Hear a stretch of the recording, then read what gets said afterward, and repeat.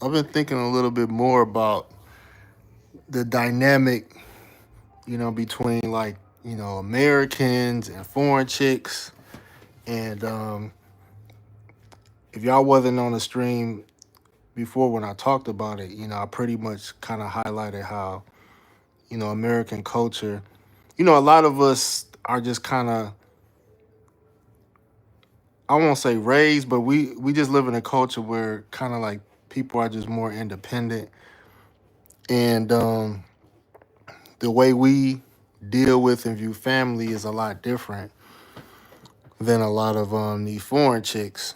And, you know, I think initially in travel, like we kind of admired like the strong family bonds that we see. And a lot of it is good. But as one of the homies mentioned in the previous stream, you can be family oriented to a fault. And so I got two examples that kind of really make sense because the reason why I think this is important and kind of the reason why I struggled a little bit to try to you know to defend our selfishness or the appearance of people being individualist, selfish, independent. Sometimes um, it's kind of hard to defend because our lack of family, is kind of part of the reason why we don't have the strong communities and things like that. But now that I think about it, a lot of these countries where we say these women have strong family values, they communities fucked up too. Countries in Latin America, um, they got single father homes, they got broken homes, they got generational curses, they got all the elements that we got in the U.S. You know, the only thing that they really kind of got, and one of the homies, Black Man Travels, mentioned this. He was like, a lot of people, a lot of foreigners are family oriented for survival because the only thing that you see primarily in a lot of these developing countries is that people are more open with letting other family members stay with them. They share resources. So if one person is working, nobody else is working, that one person will support the whole household and vice versa. So we kind of see that, be like, damn, like, you know, if a nigga struggling in the United States, like he really can't call on nobody. And, you know, I think, I had mentioned that one of the reasons is because in the black community, I think we've been having resources for a long time. And I think what people in America kind of realize is that, once you start making money and have more things, like people end up becoming selfish anyway. You see that all over Western society. Once people start making money, having their own, like that sense of family, kind of changes. And I think somebody else made the argument that we do have a strong family culture. Let's just say in a black community, it just looks different than these foreign countries. So salute to all 15 in the building. And so I was thinking today, I was like, I was thinking about J- two people I thought about, Jay-Z and who's the other person? And Beyonce. So I'm just using these two people as an example, right? So the way I was thinking about the family oriented part, because there's gonna be there's people in the Latin community that's gonna defend their that their practice, and I'm going to kind of defend the American culture and what is perceived as being selfish when it comes to family and stuff like that. And this is what I wish more Latinas, I wish we could, a lot of us could get them to understand, you know what I mean? But it's hard for them to kind of understand where we're coming from because they really ain't never had anything. And, they just haven't experienced living in the US. So with Jay Z, for example, a lot of us know like the breakup between Jay Z and, Rockefeller, Dame Dash, and things like that. And I know a lot of us, a lot of people looked at Jay Z as being selfish. You know, basically Dame Dash, that was his family. You know, Dame, pretty much was the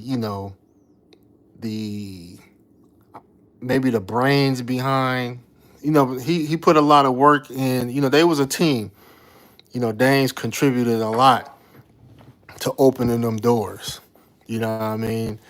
And so when Jay Z, basically said, I don't, nigga, I don't need you no more, or realized he didn't need him no more, a lot of people, looked at Jay-Z as being selfish and things like that. And even myself, I'm like, damn, dog, like y'all supposed to be eating together, you know, he scratch your back, you scratch his, vice versa. But to be honest with you, thinking about it more, and I'm realizing this, and what made me realize this too is like just like YouTube and just trying to do certain things with different people.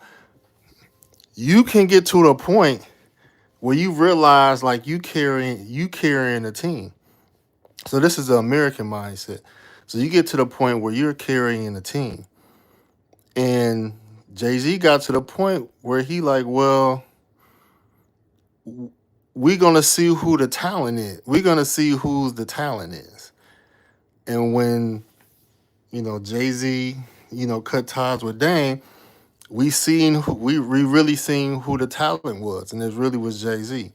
Now, Dame Dash did his part, and he, you could say he was compensated for his part, and but it wasn't Jay-Z responsibility to make sure Dame was making millions and millions and millions like him, because Jay-Z he realized like I'm the talent. Why should I have to do all this for the family or La Familia? And I don't look at it as a selfish act, because he was the talent at the end of the day, you know.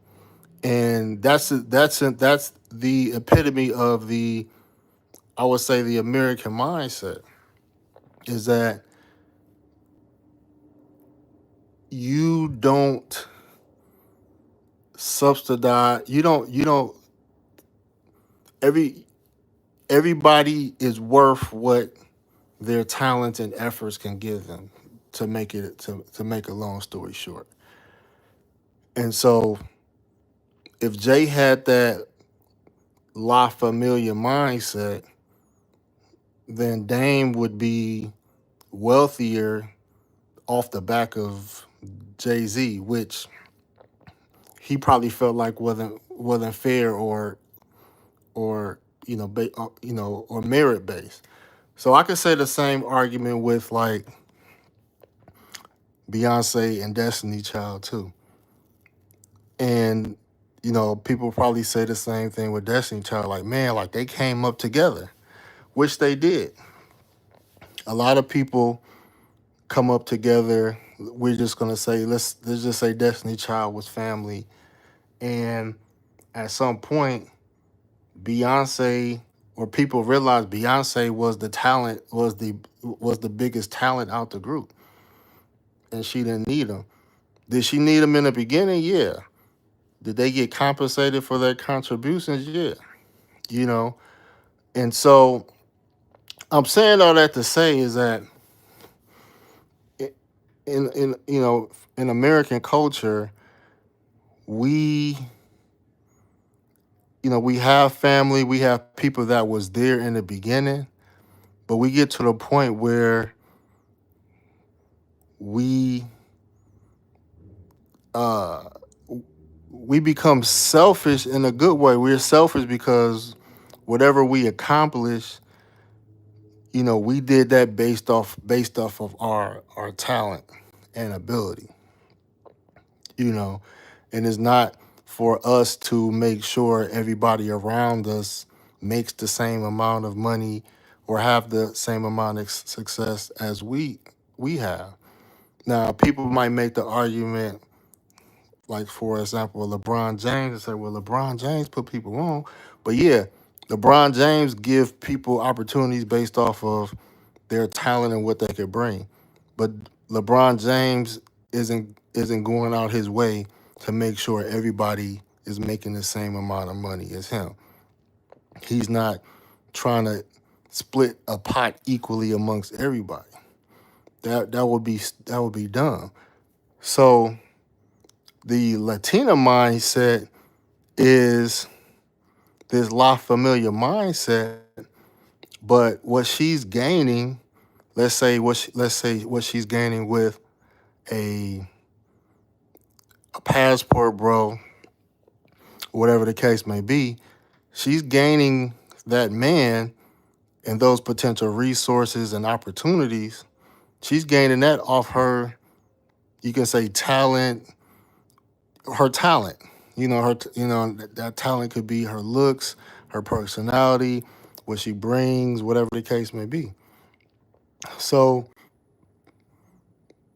she's that Latina is trying to share her resources equally amongst her family, which which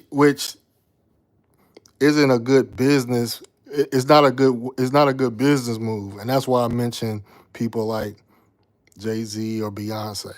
You know, they're going to be selfish because they put value on their talents, and they don't feel like they should be compensating people for their talents. You know what I mean? So let me know if y'all kind of follow me in the chat. I know I only got a few comments, and I know a couple people in the building, but I just kind of wanted to drive that point home because sometimes you feel a little guilty about the perceived selfishness of American culture, and I think it makes more sense now. Um, I think it makes more sense now. I mentioned, I hear a lot of people successful. They make a lot of money, get millions, and they get a lot.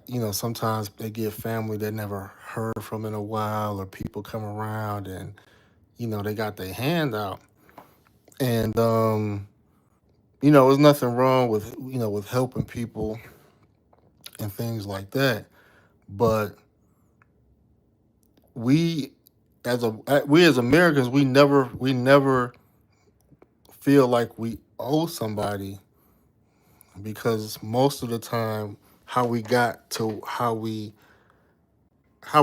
we are was based on us. You know, I got a more recent example. Um, Let me see how I should frame this. So I had one.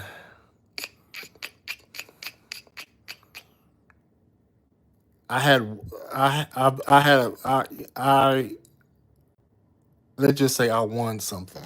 I won't say what it is, but let's just say I won something, right? And I was telling this facilitator that thank you for helping me win this. And he was basically like, "Nah, man, that's all you. That's all you. You did this. It was your effort that got you to that point." And even though I, this facilitator did, he had a role in this outcome, but he was right though when he said that this was my win. It wasn't his win, it was my win, and I should get the credit for it, not no one else. And that's in my opinion, the American way we view things. And obviously, as American, I do feel like because we've been in this position so long as being a wealthier nation, I do believe that the way we do things is a little better. Not perfect, but a little better. Um, the challenge is how can we kind of convey this to certain women of these foreign countries that have this family mindset to a detriment. Um, they put family first, not their significant other first. And not saying all, in all relationships I see between passport bros and foreign chicks, but I do hear about it a lot. You know, um, definitely in Latin America, but in different other places too. I hear about it a lot, and so I've been in relationships with Latinas. I've tried to you know get them to see get them to kind of look at things from my perspective, but um, it's kind of hard, especially if they never um, had money or had a level of success where they could kind of see what it's like. Because most people learn, and this is how people in America learn. Most people develop a sense of selfishness because when you sacrifice for your family and then you seen a family or friend finally get an opportunity and then they exhibit behavior that you wouldn't have done, and I think over time people realize like, man, you can't sacrifice your life for family because, you know, somebody is not going to do the same, you know. So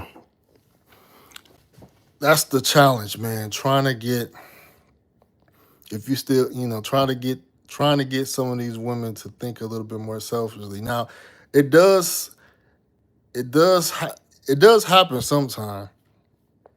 I was talking, this one dude I think I mentioned last stream. I was talking to. He's married to an Ethiopian chick, and he moved the Ethiopian chick to the U.S.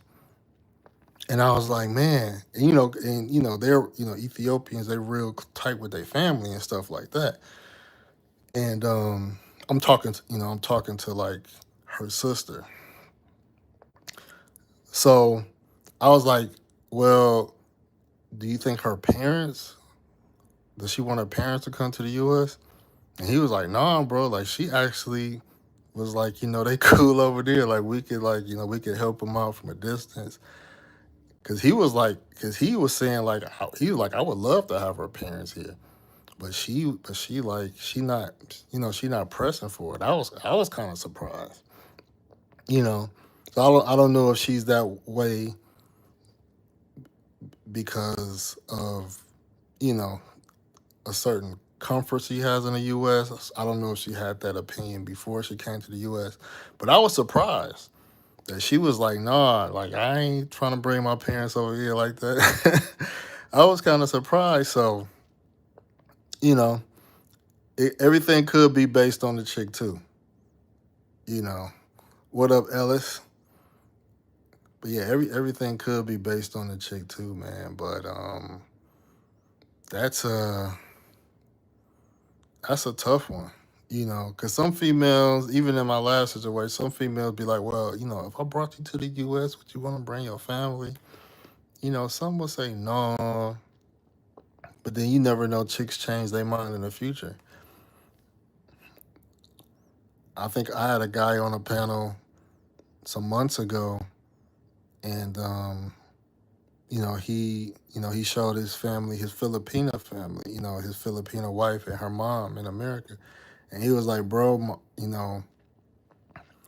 my marriage is good with my wife. I love my wife and her mom." But he was like, "Bros, I would have, even though he is happy in this situation, he said he still would advise bros not to even do that." You know, so that's just one of them things, man. The only reason, and one reason I'm bringing up this topic is because I was just say myself and my peers, even dating women in the United States, whether it was high school, college, post college, I dated a lot of chicks that was very, very family oriented. You know, they always wanted to. We always had to be over their house, and it was a problem if I wanted to spend the holidays with just me and my girlfriend. It was. What I mean, had to deal with that all the time.